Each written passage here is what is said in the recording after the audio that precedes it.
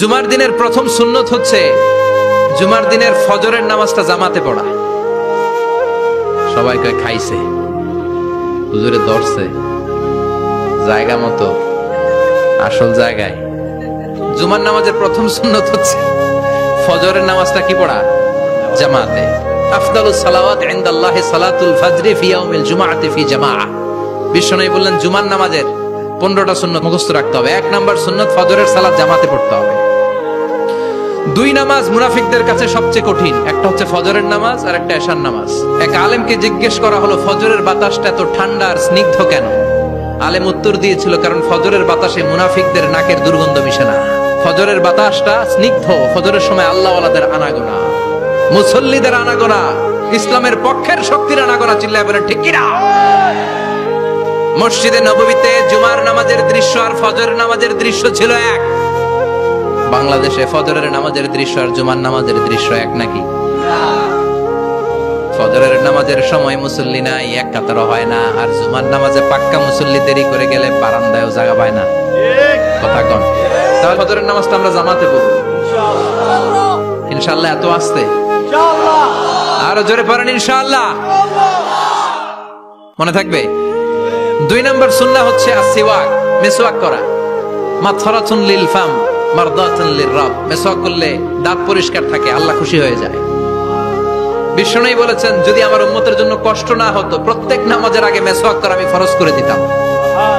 মিসওয়াক ছিল বিশ্বনবীর জীবনের শেষ আমল। এই মিসওয়াক করে বিশ্বনবী শেষ নিঃশ্বাস ত্যাগ করেছেন।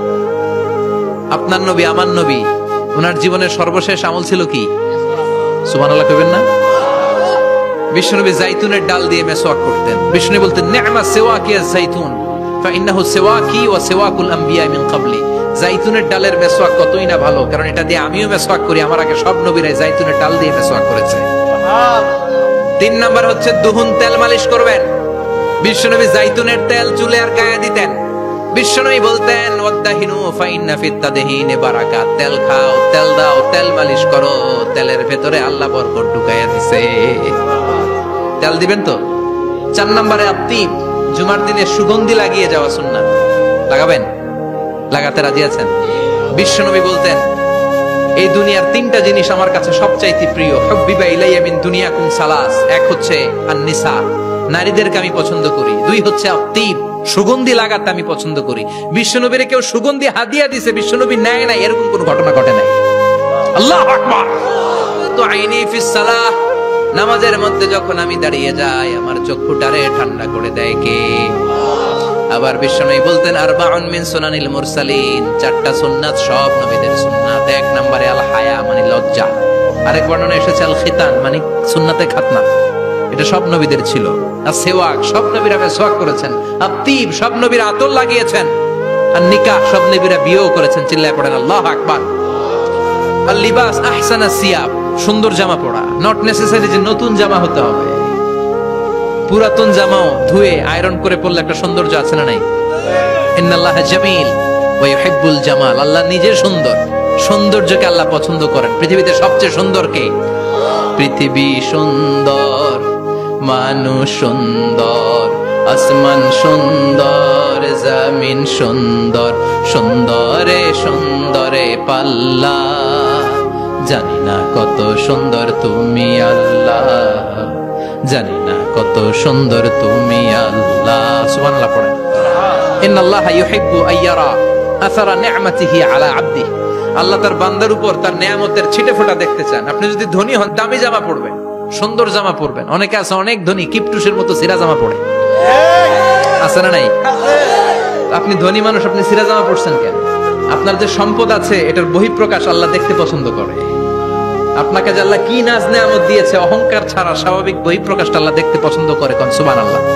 এরপরে ইকসারুস সালাহ আলান নবী, বিশ্বনবীর উপর বেশি বেশি দুরূদ পড়া। বিশ্বনবী বলতেন জুমার দিন শ্রেষ্ঠ দিন, এই দিন আমার উপর বেশি বেশি দুরূদ পড়ো। ফাইন্না সালাতাকুম মা'রুদাতুন আলাইয়া।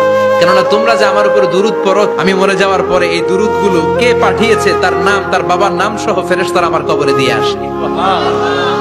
সাহাবারা বললেন ইয়া রাসূলুল্লাহ কাইফা সালাতুনা মা'রুদাতুন আলাইক।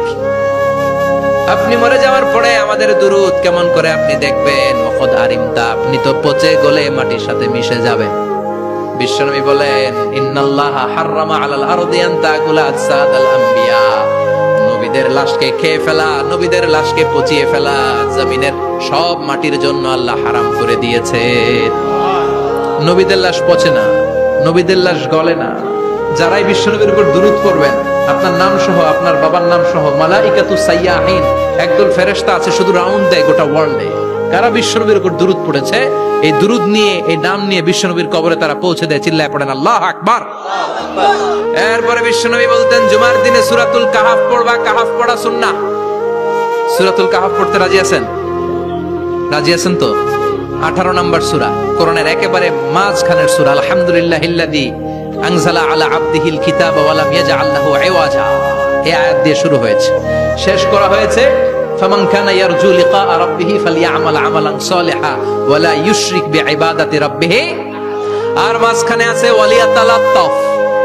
হাফেজ সাহেবরা উত্তর দাও, মাঝখানে আছে কি? কথা কন। ওয়ালিয়াতালাত্তাফ একটা শব্দ আছে সূরা কাহাফের মাঝখানে। কোরআনের সব জায়গায় এক ফন্টে আয়াতগুলো লেখা, কিন্তু ওয়ালিয়াতালাত্তাফ মোটা করে লেখা আছে না, ডবল ফন্টে লেখা, মোটা, কারণ এটা কোরআনের একেবারে মাঝখানে অবস্থিত এই শব্দটা ওয়ালিয়াতালাত্তাফ।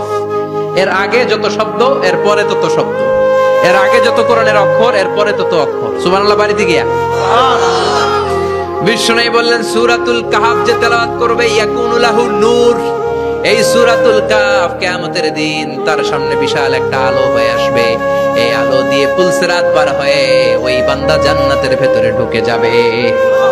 আবার বিষ্ণু বলেন যারা সূরাতুল কাহাফের প্রথম 10 আয়াত তেলাওয়াত করবে জুমার দিন, শেষের 10 আয়াত যারা জুমার দিন তেলাওয়াত করবে, দাজ্জালের ফিতনা থেকে তাদেরকে মুক্ত রাখবে কে? সুবহানাল্লাহ পড়বেন না? সূরাতুল কাহাফ দিয়ে সকাল শুরু করতে রাজি আছেন? সবাই রাজি? এরপর আত-তাবকির ইলাল মসজিদ, মসজিদে আগে আগে যাওয়া সুন্নাত। আগে যিনি যাবে উনি কি পাবে? তারপরে গরু, তারপরে বকরি, তারপরে মুরগি, মুরগির পরে ডিম না আন্ডা? আন্ডা। আল মাশিউ আলাল ইকদাম, বিষ্ণু বললেন হেঁটে হেঁটে জুমার নামাজে যাওয়া সুন্নাত। রিকশা, হুন্ডা, সাইকেল, সিএনজি দিয়ে গেলেও হবে, কিন্তু হেঁটে হেঁটে গেলে সওয়াব বেশি না কম? প্রতি কদমে কদমে আমলনামায় সওয়াব দিয়ে দিবে কে? এরপরে বিষ্ণু বললেন আদামু তাখাত্তি রিকাবান নাস, মানুষের ঘাড় ডিঙ্গিয়ে সামনে না যাওয়া সুন্নাহ। অনেকে জুমার দিন আসে সবার শেষে বসতে চায় সামনে, এরকম ডাকাইত আছে না নাই? বিশ্বনবী জুমার খুতবা দিচ্ছেন, হঠাৎ এক সাহাবী সব সাহাবীর ঘাড় ডিঙ্গিয়ে ডিঙ্গিয়ে সামনে আসতেছে বুলেটের মতো। বিশ্বনবী বললেন থামো, হে ছেলে বসো মিয়া, ফাকাদ আযাইতা ওয়া আনাইতা, আসছো দেরি করে আবার মুসল্লিদেরকে কষ্ট দিচ্ছ। যেখানে জায়গা পাবেন ওইখানে বসবেন, মানুষের ঘাড় ডিঙ্গিয়ে সামনের কাতারে যাওয়া এটা ঠিক না। এজন্য জুমার দিন আগে আগে আসার চেষ্টা করবেন। রাজি আছেন তো? এরপরে বিষ্ণু বললেন দুখুলুল মসজিদে রাকাতাইন, জুমার নামাজের দিন মসজিদে ঢোকার পরে 2 রাকাত পড়া সুন্নাত। কয় রাকাত? রাজি আছেন? কবলাল জুমা বাদাল জুমা। অনেকে প্রশ্ন করে বাদাল জুমা 4 রাকাত, মসজিদে পড়লে 4, ঘরে পড়লে 2, কিন্তু কবলাল জুমা সুনির্ধারিত নয়, অনির্ধারিত। মা কদ খুদ্দিরা লাক, যত আপনার তৌফিকে কুলায় 2 রাকাত করে করে 2, 4, 6 ইমাম সাহেব খুতবা দেওয়ার আগ পর্যন্ত। আপনি যদি আধা ঘন্টা আগে যান আপনি 10 রাকাত পড়তে পারবেন। চিল্লায় বলেন ঠিক কিনা? এরপরে বিষ্ণু বলেন ইনসাত, চুপ থেকে খুতবা শুনবা। জুমার খুতবার সময় কথা বলা যাবে নাকি? কথা কন। বিষ্ণু বললেন তোমার সামনে কেউ কথা বলতেছে, তুমি যদি বলো চুপ করো, এটাও তুমি খারাপ কাজ করছো। চুপ করো তোমার কইতে কইছে কি? চুপ করো বলে তুমি আরেকটা বেজাল লাগাইছো। চিল্লায় বলেন ঠিক কিনা? তাহলে জুমার নামাজে কথা বলা যাবে না, কেউ কথা বললে চুপ করো এই কথাটাও বলতে বিশ্বনবী নিষেধ করেছেন। চিল্লায় বলেন ঠিক কিনা? এরপরে মজার একটা কথা বিশ্বনবী বলেছেন, জুমার নামাজ পড়তে যে যদি কারো ঘুম আসে জায়গা চেঞ্জ করে বসো। জুমার নামাজ পড়তে যায় ঘুমান না, এরকম কে কে আছেন আল্লাহর ওলি? হাত তোলেন। হাত তুলতে পারবেন? আমিও তুলতে পারবো না, আমি কত ঘুমাইছি। জুমার খুতবা শুনতে গেলে ঘুমাস, কারণ রহমত নাজিল করে কে? পুরো মসজিদের ডানে বায়ে রহমতে ঠাসা, খালি ঘুম আর ঘুম। আছে না নাই? ঘুম আসলে কি করবেন? উঠে যাবেন, উঠে জায়গা চেঞ্জ করবেন, পানির ঝাপটা দিবেন, ঘুম দূর করে দিবে কে? এরপরে বিশ্বনবী বললেন জুমার দিন দোয়া করলে কবুল হয়। এমন একটা সময় আছে জুমার দিনে, ওই সময়ে যদি বান্দা আল্লাহর কাছে কিছু চায় সেটা না দিয়ে খালি হাতে আল্লাহ বান্দারে ফিরাইয়া দেয় না। সেটা কখন? অনেক ইখতিলাফ আছে, বেশিরভাগ মুহাদ্দিসিন বলেছেন জুমার দিন আসরের নামাজের পর থেকে মাগরিবের আগ পর্যন্ত, বিশেষ করে মাগরিবের আগের আধা ঘন্টা, এই সময় আল্লাহর কাছে বান্দা যদি কিছু চায়, এই দোয়া আল্লাহ ফিরিয়ে দেয় না। এই 15টা সুন্নাত আমল করা যাবে তো? সবাই রাজি? জুমার খুতবা মনোযোগ দিয়ে শুনবো তো? আগে আগে আসবো তো? দোকানপাট বন্ধ করে জুমার নামাজের ভাবমূর্তি রক্ষা করব তো? খতিব সাহেব যারা আছেন, জুমার আলোচনাটাকে আরো কনস্ট্রাকটিভ ওয়েতে নেন। সব বন্ধ হবে, জুমা বন্ধ হবে। তাফসির মাহফিলে 144 ধারা আছে না নাই? জুমার মাহফিলে আছে। জুমার দিন 144 জারি করছে ওই মসজিদের জুমায়, কোনদিন শুনছেন? এই জন্য জুমাটাকে আমাদেরকে কাজে লাগাতে হবে। আল্লাহ তুমি তৌফিক দাও। আর জোরে পড়েন আমিন।